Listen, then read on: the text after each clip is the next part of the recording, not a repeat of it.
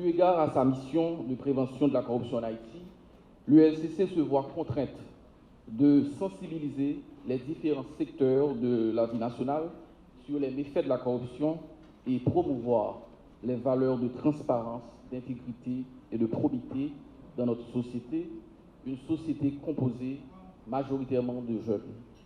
Ce faisant, l'ULCC trouve dans la production d'une revue de qualité un moyen efficace de prévention de la corruption. Par cette stratégie de communication et de formation, la société civile, notamment les jeunes, peuvent s'exprimer et se former, jouant ainsi pleinement leur rôle de rempart contre la corruption dans notre pays. Susciter la réflexion critique et constructive sur l'état de la corruption en Haïti pour mieux orienter les actions correctives de l'État, tel est le sens de cette production, le seul organe de vulgarisation officielle de la pensée anticorruption en Haïti. Y trouvent leur place des sociologues, des historiens, des juristes, des journalistes et j'en passe. Ces derniers ont souvent un discours à véhiculer sur l'état de la corruption et de ses remèdes. Il s'agit ainsi de diffuser le savoir citoyen, les expériences individuelles ou collectives, les activités à caractère scientifique relatives à la lutte anticorruption, tant en Haïti qu'à l'extérieur. Dans le cadre de cette revue, a été lancé le débat autour des moyens juridiques et matériels, mis au mai des organes de contrôle, en particulier l'ULCC, en vue de réduire la corruption à sa plus simple expression. Cette année, en écho à la création de la chaire interuniversitaire d'études anticorruption Amos Durozier, la présente édition entend miser sur la cruciale nécessité d'académiser le domaine de la corruption en Haïti. Ce nouveau numéro adresse des problématiques pertinentes relatives à la corruption en traitant par exemple de l'impunité, de l'indice de performance des institutions publiques, de la notion d'agent public, du financement de la vie politique et de l'influence politique dans l'administration publique. Ce matin, j'ai été chargé de vous présenter, de vous faire un résumé d'un document d'une importance centrale dans la lutte contre la corruption en Haïti. C'est le guide de prévention de la corruption dans le secteur privé. L'initiative a trois justifications. Autrement dit, eu égard à la mission de l'ULCC, la mission de conseil auprès des institutions publiques, le directeur général de l'ULCC a créé un comité interne, d'experts internes, pour travailler sur les implications du secteur privé de la lutte contre la corruption. Et conscient de la responsabilité qui incombe au secteur privé de la lutte contre la corruption, l'ULCC estime important de donner au secteur privé, aux entreprises, aux groupes d'entreprises, aux patrons, un document élaboré qui éclaire les principales obligations du secteur privé de la lutte contre la corruption. Et ce document s'inspire directement de la Convention des Nations Unies contre la corruption qui prescrit des obligations et des responsabilités au secteur privé. Ça également trouve sa justification dans la loi de 2014 qui énumère un ensemble de pratiques, qui interdit un ensemble de pratiques bancaires et commerciales interdites ou illicites, et ce pour permettre à tous et à toutes de prendre en main leurs responsabilités en matière de lutte contre la corruption. C'est ce document que je vais vous présenter ce matin en quelques minutes pour voir quelles sont les attributions, les responsabilités, les textes légaux, les instruments juridiques internationaux qui encadrent, qui impliquent le secteur privé de la lutte contre la corruption. Donc, pour commencer, ce sont les éléments de justification. D'abord, on se réfère à l'article 7 du décret de 2004 qui confère à l'ULCC un pouvoir de conseil auprès des institutions publiques et privées en matière de prévention de la corruption, c'est-à-dire d'élaborer tout document, tout instrument permettant de prévenir la corruption à la fois dans le secteur public et dans le secteur privé. Deuxième justification, c'est la Convention des Nations Unies. Donc, et il y a plusieurs dispositions de cette convention qui impliquent directement le secteur privé, notamment si vous vous référez à l'article 12, à l'article 21, à l'article 36, qui établissent très clairement les responsabilités du secteur privé de la lutte contre la corruption. Et pour cela, la deuxième justification de l'initiative, c'est la Convention des Nations Unies qui établit des responsabilités positives du secteur privé en matière de prévention et de lutte contre la corruption.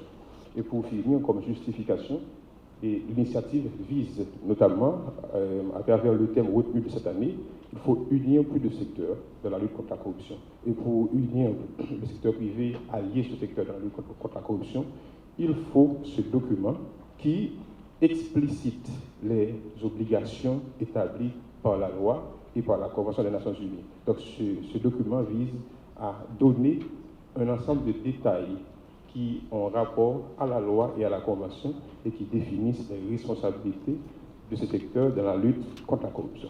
C'est avec un profond sentiment d'engagement envers l'intégrité et la transparence que je m'adresse à vous en cette journée dédiée à la lutte contre la corruption. En commémorant le 20e anniversaire de la Convention des Nations Unies contre la corruption, nous réaffirmons notre détermination collective à éradiquer ce fléau mondial. Le 20e anniversaire de la Convention est un moment historique, car il est avéré être un instrument crucial dans notre lutte contre la corruption. Elle représente non seulement un tournant dans notre combat collectif, mais aussi un engagement envers les principes de justice, d'intégrité et de transparence à l'échelle mondiale. Connue aussi comme la Convention de Mérida, étant le seul instrument universel contraignant de lutte contre la corruption, la Convention rassemble désormais 190 États parties, dont la République d'Haïti depuis le 14 septembre 2009. En Haïti, nous sommes confrontés à des défis considérables dans notre lutte contre la corruption, un fléau qui entrave le développement et la prospérité, sans respect des frontières touchant toutes les strates de la société. Aujourd'hui, plus que jamais, notre engagement envers les principes de la Convention de Mérida doit être renouvelé et renforcé. La présence des autorités nationales parmi nous et son engagement résolu dans la lutte contre ce fléau constituent une source de réconfort et offrent une fondation solide sur laquelle nous pouvons bâtir avec confiance. La corruption, comme nous le savons, n'est pas seulement un obstacle au développement durable. Elle est également une menace pour la paix et la sécurité. Comme l'a souligné le secrétaire général des Nations Unies, Antonio Guterres, la corruption prive les gens de leurs droits, repousse les investissements étrangers et saccage l'environnement. Elle a un impact démesuré sur les populations les plus pauvres et vulnérables. Et l'impunité ne fait qu'exacerber ces problèmes. En cette journée symbolique, nous devons nous rappeler que la lutte contre la corruption nécessite une approche holistique impliquant activement tous les acteurs de la société, gouvernement, société civile, secteur privé et surtout les citoyens et citoyennes elles-mêmes, en particulier les femmes et les jeunes. Chaque action, chaque initiative compte dans cette bataille pour l'intégrité et la transparence. Préoccupé par la gravité des problèmes que pose la corruption, la menace qu'elle constitue pour la stabilité et la sécurité des sociétés, en sapant les institutions et les valeurs démocratiques, les valeurs éthiques et la justice, et en compromettant le développement durable et l'état de droit. Je viens de citer le premier paragraphe des dispositions préambulaires de la Convention des Nations Unies contre la corruption. Cette expression claire traduit une préoccupation majeure des menaces fortes exercées sur les lignes structurantes qui guident la communauté des États. Dans ce seul paragraphe, les concepts formateurs de société moderne sont agités, comme pour sonner le glas face à un risque important de dépérissement et de désintégration. Stabilité et sécurité des sociétés, institutions et valeurs démocratiques, valeurs éthiques et la justice, développement durable et état de droit. Quasiment tout ce qui caractérise notre civilisation est éliminé, mis en avant pour démontrer que la corruption s'attaque aux valeurs fondatrices de nos sociétés et donatrices de sens à notre existence. C'est dans cette conscience mûrie que l'Assemblée générale des Nations unies a identifié sa cible en adoptant en 2003 à Mérida, au Mexique, la Convention des Nations unies contre la corruption, qui se veut le premier et l'unique instrument contraignant de portée universelle en matière de lutte contre la corruption. 20 ans de cela, comme une profession de foi, le monde a compris que la corruption, ce mal absolu qui nécessite la juxtaposition des moyens et des forces, ne représente pas seulement un problème national, mais aussi un problème transnational qui exige, voire international, qui exige des solutions mondiales. Le choix du thème de célébration de cette année du 20e de la Convention renvoie à cette unité et à cette solidarité qui ont animé l'état d'esprit des États et des acteurs pionniers de cette œuvre monumentale et plus que jamais commune.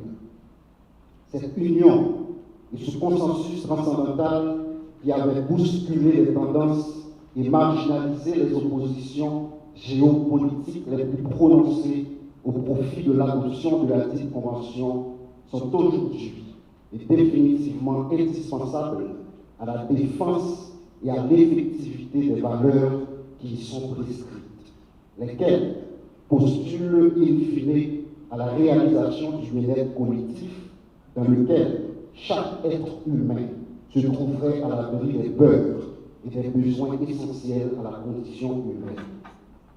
La République d'Haïti a ratifié ce texte universel le 14 mai 2007 et a entrepris, dans la continuité des premiers jalons posés en 2004, des mises en place, des adaptations et des réformes significatives, notamment en créant de nouvelles institutions de contrôle et en adoptant des lois anticorruption dans le dessein de prémunir l'appareil étatique des outils appropriés et suffisants dans le cadre de cette lutte pour une gouvernance saine avec des fonctionnaires intègres qui pratiquent l'éthique dans la gestion de la République.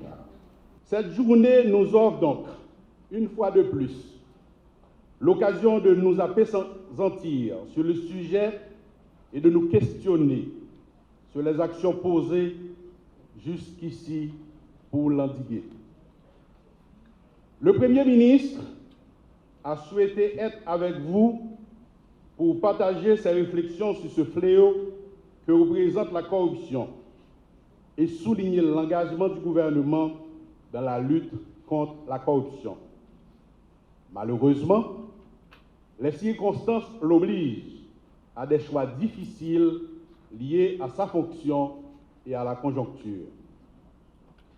C'est donc en son nom que je porte la parole ce matin, en cette célébration qui interpelle chaque Haïtien et chaque Haïtienne à la réflexion et à l'action contre la corruption.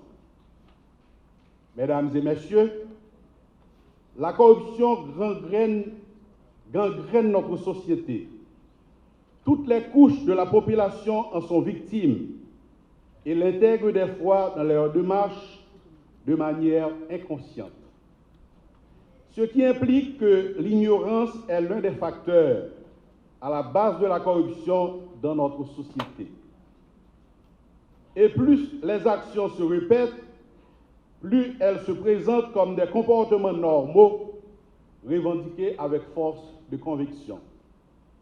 Il y a donc lieu de bien poser le problème, d'identifier les comportements et les actes qui perpétuent tant la corruption avec cette arrogance qu'elle se manifeste.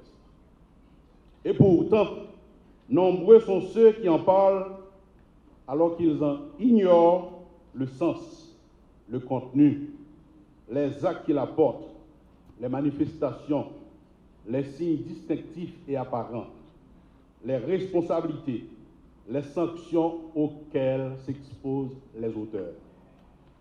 Dans ce cadre, cette situation porte à interroger sur l'éducation de la société et l'information que cela requiert dans le domaine.